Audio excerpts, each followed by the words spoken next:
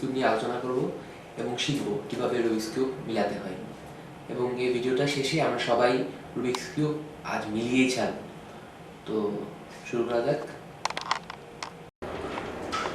প্রথমেই আমরা একটা কিউবকে চিনব।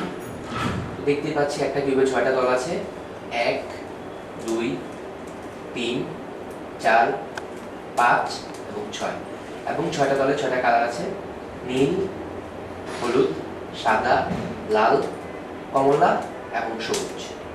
এখন আমাদের মানবদেহ যেমন অনেকগুলো অঙ্গের সমন্বয়ে গঠিত, ঠিক তেমনি একটা রুবিক্স কিউব কতগুলো জিনিসের সমন্বয়ে গঠিত। এই জিনিসগুলোকে আমরা বলবো পিস। একটা রুবিক্স কিউবে 3 ধরনের পিস আছে টোটাল।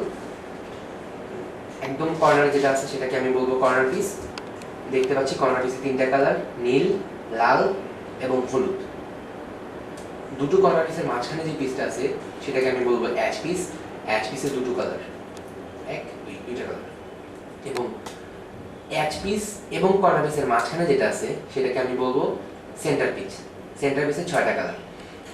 সো আমরা দেখতে পাচ্ছি যে একটা রুবিক্স কিউবের 6টা তলে 6টা সেন্টার পিস, 1 2 3 4 5 6, টোটাল 8টা কর্নার পিস 8 কোণায়, 1 2 3 4 5 6 7 এবং 8, এবং 12টা অ্যাশ পিস আছে, 1 2 3 4 5 6 7 8 9 10 11 এবং 12।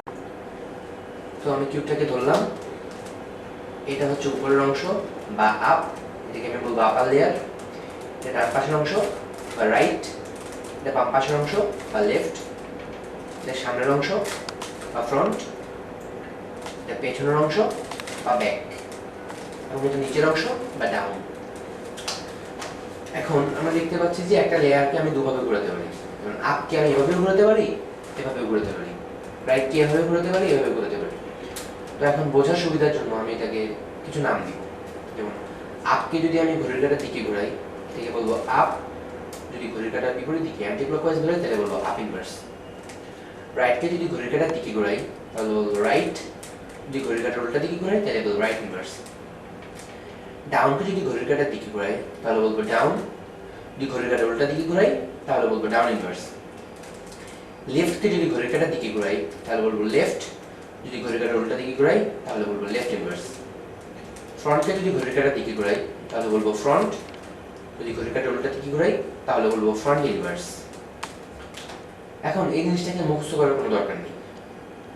আমরা প্রথমেই একটা হাত ঘড়ি নিব, হাত ঘড়ি। তারপর আমি আপার লেয়ারের ক্ষেত্রে মুখ দিব, আমি আপ দিতে চাই। তো আমার ঘড়ির ডায়ালটাকে এভাবে ধরবো, আপের দিকে মুখ করে ধরবো। ধরার পর সেকেন্ড রেখাটা যেদিকে ঘুরতেছে আমি সেদিকে মুখ দিব, দিলাম আপ। উল্টা দিকে দিলে আপ ইনভার্স। এখন আমি রাইট দিতে চাই, এখন ঘড়ির ডায়ালটাকে রাইটে ধরবো, ডান দিকে ধরে ডায়ালের মতো মুখ দিব। সেকেন্ড রেখাটা যেদিকে ঘুরতেছে সেদিকে মুখ দিলে হবে রাইট, উল্টা দিকে দিলে রাইট ইনভার্স। লেফটের ক্ষেত্রে সেম, একে লেফটের দিকে ধরবো, ডাউনের ক্ষেত্রে ডাউনে ধরবো, আপের ক্ষেত্রে আপ ধরবো, ফ্রন্টের ক্ষেত্রে ফ্রন্ট, এভাবে ধরবো। তো এখন আমরা অফিসিয়ালি আমাদের কিউব বানানো স্টার্ট করতে যাচ্ছি। এই জন্য প্রথমেই কিউবটাকে উল্টাপাল্টা করে নিই।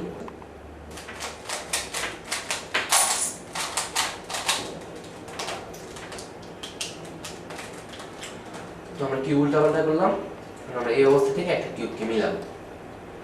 প্রথমে আমাদের একটা জিনিস জানতে হবে যে আমরা যে পদ্ধতিতে কিউবটা মিলাবো সেটাকে বলে লেয়ার বাই লেয়ার।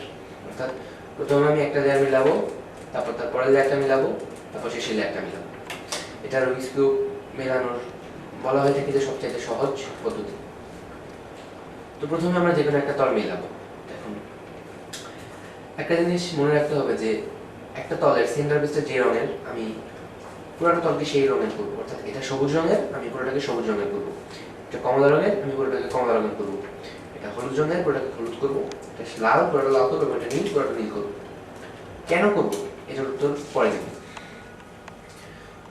তো এখন প্রথমে আমরা একটা লেয়ার মিলাবো। তো এখন আমাদের মধ্যে অনেকে আছি যারা নিজে নিজে একটা সাইড মিলাইতে পারি। তো আমরা প্রথমে নিজে নিজে এক সাইড মিলাবো।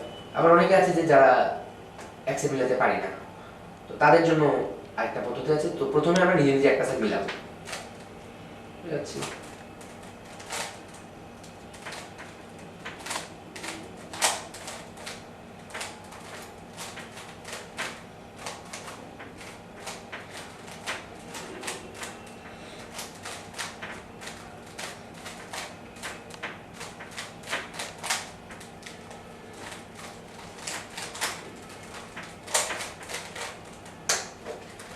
এই তো আমরা একটা সেট মিলিয়ে ফেললাম। তো এখন প্রথমে একটা লেয়ার মেলানোর পর আমাদের কিউবটা দেখতে কেমন হবে সেটা আমরা একটু আগে দেখে নিই।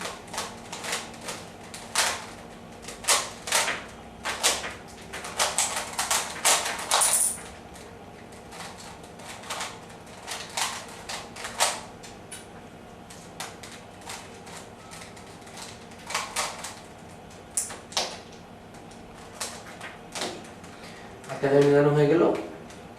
এটা পুরোটা সবুজ রঙের হবে এবং এই সাইডগুলো সেন্টার পিসের সাথে মিলবে। এটা সাদা, এটা পুরোটা সাদা হবে, এটা কমলা, পুরোটা কমলা হবে, এটা হলুদ, পুরোটা হলুদ হবে, এটা লাল, পুরোটা লাল হবে।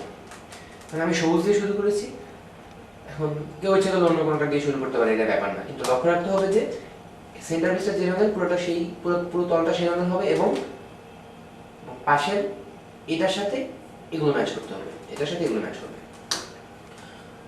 তো এখন আমরা কিভাবে এই কাজটা করলাম এটা দেখব। তো এই জন্য প্রথমে আমরা কিউবটাকে আবারও আগের মতো স্ক্র্যাম্বল বা শাফল করে নিই।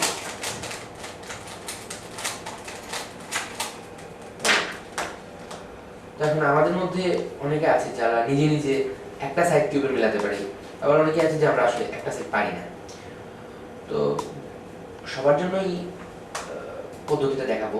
তো প্রথমে আমরা যারা একটা সাইড মিলাতে পারি তারা আগে নিজের মতো করে একটা সাইড মিলিয়ে নিই।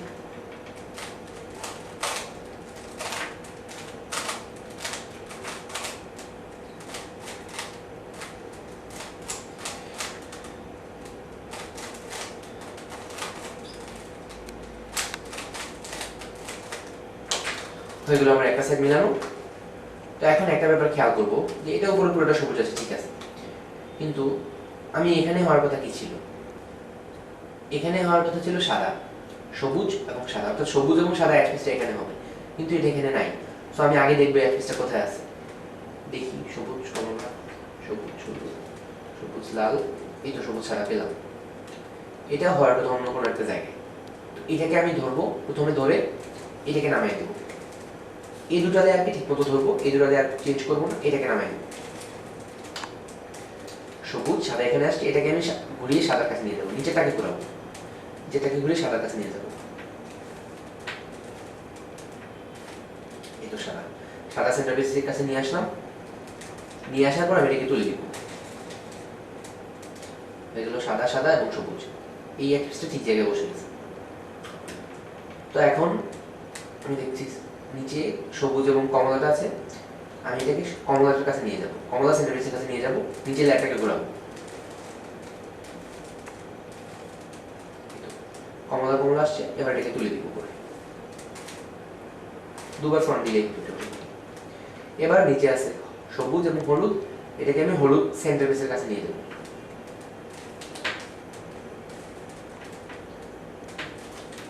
এই তো হলুদ। এবার এটাকে আমি উপরে তুলে দিব, ফ্রন্ট ফ্রন্ট, ওকে। আর এখানে নিচে আছে লাল, এটাকে লালের কাছে, লাল সেন্টার পিসের কাছে নিয়ে যাব, লাল। এবার এটাকে উপরে তুলে দিব। তো এখন দেখতে পাচ্ছি আমাদের এখানে সবুজ ঠিক আছে এবং হলুদ হলুদ ম্যাচ করছে, এখানে লাল ঠিক আছে, সবুজের সাথে সবুজ ঠিক আছে এবং লাল লাল ম্যাচ করছে, সবুজের সাথে সবুজ ঠিক আছে, সাদা সাদা ম্যাচ করছে এবং সবুজ সবুজ ঠিক আছে, কমলা ম্যাচ করছে।